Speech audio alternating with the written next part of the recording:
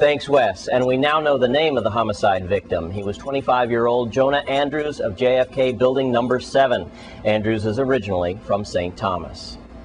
A man was shot inside Club 54 early Saturday morning. News Channel 8's Wes Small files this report. Violence seems to be the theme of this half-hour broadcast, unfortunately. Here at Club 54, where over the weekend it was late Friday night or early Saturday morning at around 2:15 or 2:30 when shots rang out in the back of this Company Street club, and then all hell broke loose. We know of at least one man who came through here injured, and apparently his friends took him in a private vehicle to Juan Louis Hospital. Then also reports that witnesses may have seen a man come through here brandishing a weapon. So once again, violence on Company Street and in Club 54 particular. If you know anything about this case, you should call 778-2211, or you should call 911, or you could call Crime Stoppers at 1-800-222-TIPS, 1-800-222-8477. On Company Street in front of Club 54, I'm Wes Small for News Channel 8. Thanks, Wes. And the crime just keeps on coming. News Channel 8 has exclusive footage of a minor being arrested after he was suspected of burglarizing someone's home in the Estate Grove area earlier today. The minor will not be identified, and this exclusive footage you will only see on News Channel 8. And more bad news to report over the weekend as 4 people capsized in their boat off Crouse Lagoon. A 45-year-old woman did not make it to shore. Sadly, her body has not been found. The 3 men, however, swam back to shore. Their boat was found 1,000 feet from shore. Coast Guard officials were supposed to resume the search earlier today. And we'll be right back after this break.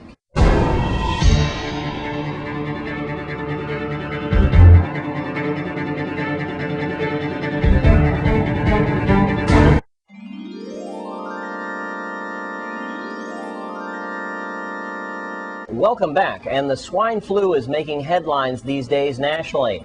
How can this strain of flu affect us locally? News Channel 8's Wes Small finds out. The swine flu epidemic is very critical at this time, and we're going to get right to it with Dr. Cora Christian. Of course, she wears many hats, but I really appreciate you, Doc. Let's get right into it. And as we talk, we will be looking at some file footage from the internet that our editor has piled up.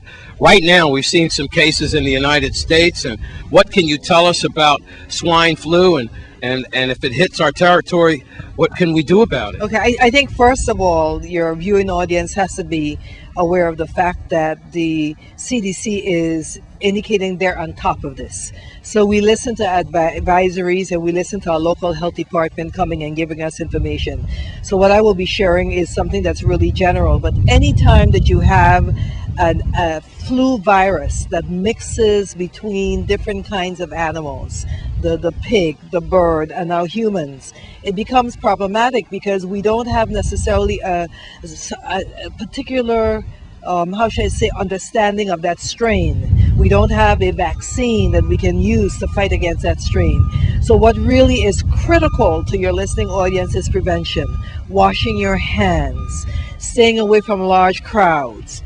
If you're sick, making sure that you cover your mouth and you don't go out into areas, you stay home, that you let your doctor know. Making sure that you take those precautions that you would take with any kind of flu. But this one is especially problematic because now it's international. You have it in Mexico, you have it in Spain, so it's in Europe, you have it in the United States, although the cases are few in the United States. Apparently there are 40 such-like cases, of which 20 have been confirmed, the majority being in New York and California. So you have them on either end of the borders. You have, of course, the 103 in Mexico, and what's really problematic is that it's attacking young people. So it's reminiscent of when we had the large Spanish flu in 1918, when 50 million people were killed. So this is nothing to play around with, but again, the word of precaution should be there about doing the usual things, washing your hands, staying away from crowds.